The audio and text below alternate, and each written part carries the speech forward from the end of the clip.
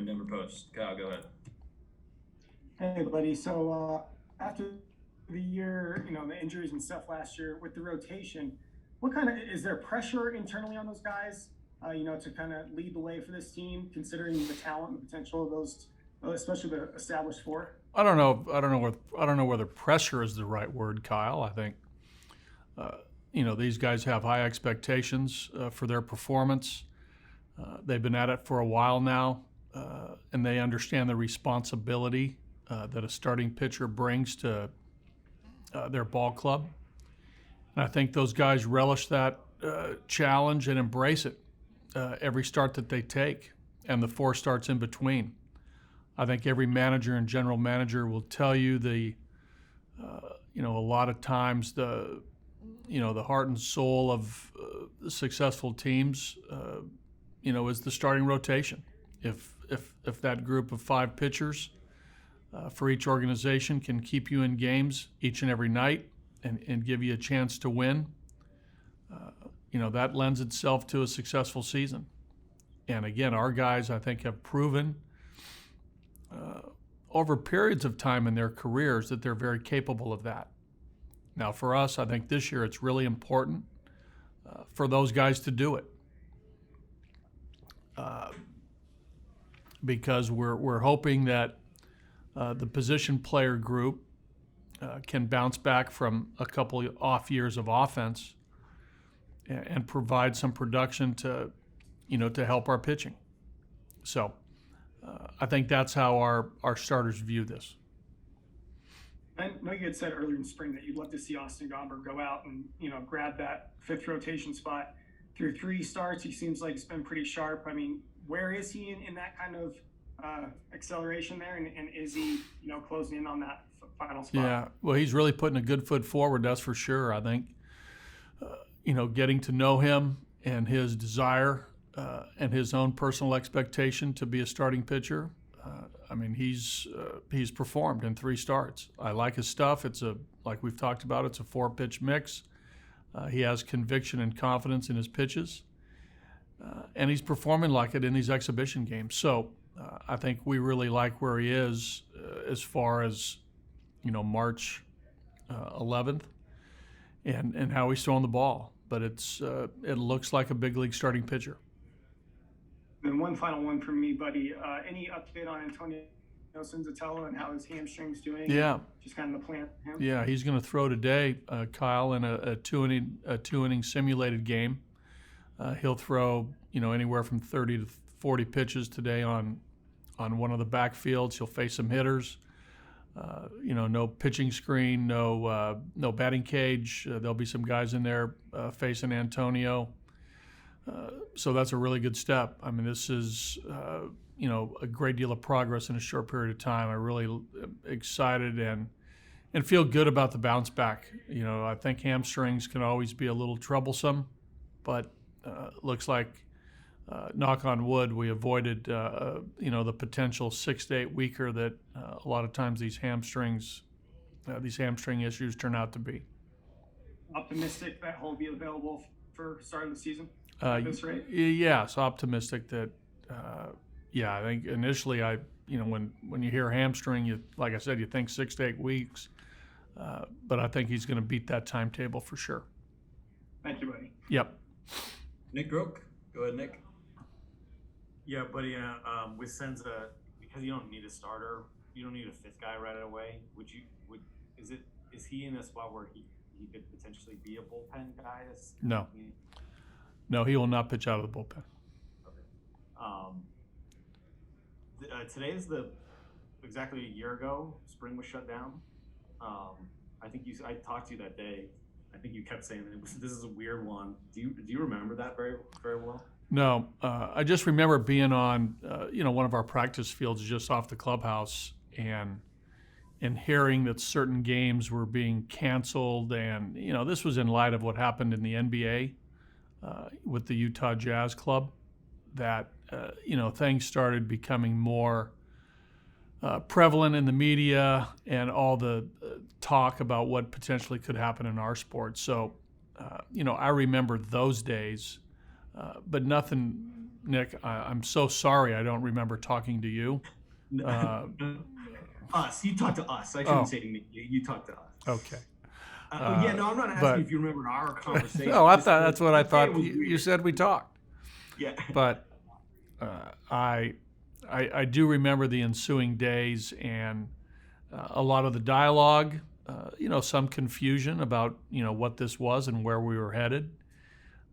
And then obviously within a 3 or 4 day period, it became pretty clear that there was going to be a shutdown, which happened.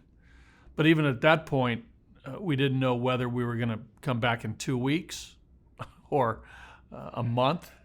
We didn't know the extent of this. But as obviously, looking back on it, as time went on, we knew what we know now. Obviously, is that we were in for the long haul. But at that moment, we didn't know. I'm not dragging this out with you, but because I think You are a little bit, but it's okay. I'm fine with it. Well, I know you're not one like for anniversaries too much, milestones. No. And whatnot. Like we've come a long way in a year. I mean, have you thought about it at all? No. Okay, good. No, not really. No, we've all lived through it, and the world has lived through it. Yeah. I'm thinking the other way. I'm thinking, let's get vaccinated. Let's get healthy. Let's feel good about this. On the medical side, the health side, and let's put this behind us. That's where I'm headed. That's where my head is. Right on, buddy. Thank you. You got it, Nick. Thomas Harding, go ahead, Thomas. Buddy, a couple of questions on your catchers. Diaz and Nunez, last 2 games, nice throws. How are you seeing them as far as controlling the running game? Yeah, I think that they'll be just fine with the help of our pitchers being able to control it on their end as well. But as far as arm strength, Elias Diaz has premium arm strength on a scouting scale. I know he and Mike Redmond have worked a lot the last year on his mechanics, basically on his arm stroke, shortening up that stroke, and he's done a nice job of taking a longer arm stroke into a more shorter circle on the back and without losing any arm strength. I think it's helped him. And Dom, obviously out of the draft was a position player, was an infielder. Dom has good footwork. He's got good hands. Might not have the arm strength that Elias has, but not many catchers do. But Dom has, a good exchange. He's got quick feet. I think he's going to be accurate. So he'll be able to do, his part on his end based on his skill set. So I think both those guys, have shown in their own way the ability to control it from the catcher position. Next one from me, Garrett Hampson. What are the things that you see from him when he's going well, and what are the things you have to kind of watch with him that maybe if things go sideways, he has to make a quick adjustment? Well, I think with Garrett, we're looking from, like a lot of the guys who potentially could hit at the top of the order or even at the bottom of the order, a non-base component that he can, have some walks in his game to go along with a batting average that, we think can be, productive as a big league player. A lot of times that swing gets a little long, it gets a little big, so we got to control the length of his swing, and we got to be able to put the ball in play with 2 strikes, a nice 2-strike approach to shorten that swing even more potentially, and put the ball in play and hit the line and hit line drives around the ballpark. So I think last year what we saw, and we saw with a number of guys, because of the shortened season, and we've talked about this, philosophically, some guys chasing hits, that he expanded the zone a little bit too much on breaking pitches, and that's not Garrett. So, that's something that he's committed to work on. The chase rate, swinging at strikes, taking balls, and we think that he's very capable of doing that. Excuse me. From me quickly, what of the minor league rule changes, are there any ones that you love and any ones that you hate? I really like the pitch clock. I think that's a good one. Anytime I think we can, get the ball in the pitcher's hand, you get him ready, and get the hitter in the box. I think that helps. Again, I'm sort of sifting through the. I'm not sure how this the bigger base, how that that's going to definitely impact some things for sure. I'm not. I'm not sure how that one's going to play out. I got to bear down on that one a little bit more. That one, I'm probably less thrilled about that one. The shifting rule, that maybe has some merit. But again, that's, rules sort of dictating how your team has to play, which I'm not sure from a coaching standpoint is all that great as relates to strategy. So, anyhow, that's what I got. And the infield shift rule, where they're talking about having your feet on the dirt. Right. Have they standardized the cut around the dirt? I mean, there are a lot. It seems like from how there are a lot of states. Some are, they're not all cut the same. So you're right there. Okay, thanks, man. All right, go to Drew Kreisman for the last question. Drew, go ahead. Morning, buddy. Hi, Drew. Wanted to ask you about some leadership this morning, particularly Kyle Freeland. I felt like he's come out this year. He said some things, kind of taken that role, saying that we feel like we're a snake in the grass, those types of things. How have you seen him grow? Just a couple of years ago, he was a rookie. He was a kid in this game, and now he's out trying to be a leader. That's one of the things that I most enjoy is watching the growth of players, and from Kyle, Herman, Antonio as rookies in 2017, helping us make the playoffs, and then Kyle's big year in 18, finishing fourth in Cy Young, again helping us make the playoffs. I really felt as though the growth that he's exhibited is now really starting to show up verbally in his conversations with other players. I think there is a leader by example in there with Kyle, but now he's doing it more vocally, which I think is awesome. As is Charlie, and as is Trevor, and that comes with service time, that comes with maturity, that comes a lot of times naturally, and I think that's what we're seeing. It can't be forced, as you guys know. Leadership can't be forced, but Kyle's his commentary comes from a great place, which is the heart and the head.